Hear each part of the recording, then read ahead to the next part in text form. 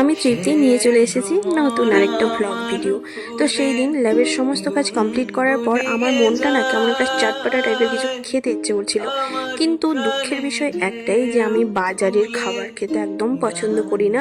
মানে আমার মনের মতন হয় না ঠিকঠাক। কারণ দেখো, আমি যেরকম খাবার খেতে পছন্দ করব সেটা অবশ্যই আমি বেশি জানবো ভালো করে। আর বাজারে তো যাদের দোকান থেকে খাবো তারা তাদের মতো করে বানাবে।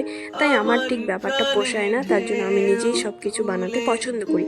আর এখানে আমি নিয়ে নিয়েছি 250 গ্রাম মতন চিকেন। আর এই চিকেনের সাথে দুটো পেঁয়াজ গ্রেট করে নিলাম, আদা রসুন, তার সাথে লবণ হলুদ মাখিয়ে নিয়েছি। তারপরে দিয়ে দেব ময়দা, কর্নফ্লাওয়ার, বেসন আর একটুখানি লেবু। এর মধ্যে কিন্তু একটা ডিম আর একটা টমেটো অ্যাড করে নিয়েছিলাম আমি। একই গুঞ্জরণ গানের সুরে পেলাম একার প্রাণের নিমন্ত্রণ। কে চোখে সারা বেলা রং বুলিয়ে যায়, আমায় নিয়ে করে খেলা কাজ ভুলিয়ে যায়।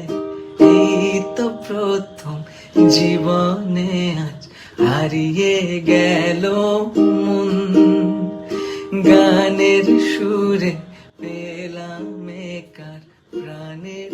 আর এই সমস্ত ইনগ্রিডিয়েন্টসগুলো খুব সুন্দর করে মাখিয়ে নেওয়ার পরে 10 থেকে 15 মিনিট কিন্তু রেস্টে দিয়ে দিতে হবে। তাহলে পকোড়াগুলো খেতে খুব ক্রিপসি টাইপের হবে আর দারুণ টেস্টি হবে। আর সত্যি কথা, আমি এরকম রেস্টে রেখে দিয়ে তারপর নিজের টুকিটাকি বাসন কোসন যা ছিল সব মেজে নিলাম। এতে আমার সব জায়গাটা পরিষ্কারও হয়ে গেল, টাইমটাও কাজে লাগিয়ে নিলাম। এবার ফ্রাইং প্যানে তেলটা গরম করতে বসিয়ে দেবো। তেলটা জাস্ট একটু ধোয়া ধোয়া উঠবে, মনে হবে গরম হয়ে গেছে, তখনই পকোড়াগুলো একটার পর একটা আমি চামচ ইউজ করছি, চামচ দিয়ে ওখানে দিয়ে দিচ্ছি, কারণ এতেই আমার সুবিধা হয়। আর জানো তো, লাইফে আমি একবার পকোড়া খেয়েছিলাম, সেটা ঝাড়খণ্ডে। ও মাই গড, ওই পকোড়া খেয়ে যে আমার এত ঘৃণা হয়ে গেছিলো পকোড়ার প্রতি। তারপরে আমি টানা 2 বছর পকোড়ার মুখোমুখিও হইনি।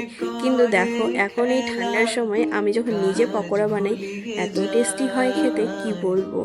আর আমি বানিয়েছি বলে নয়, সত্যি টেস্টি হয়, কারণ আমি দোকানের আর নিজেরটা কম্পেয়ার করে দেখেছি, সত্যি আমারটাই বেস্ট হয়। গানের সুরে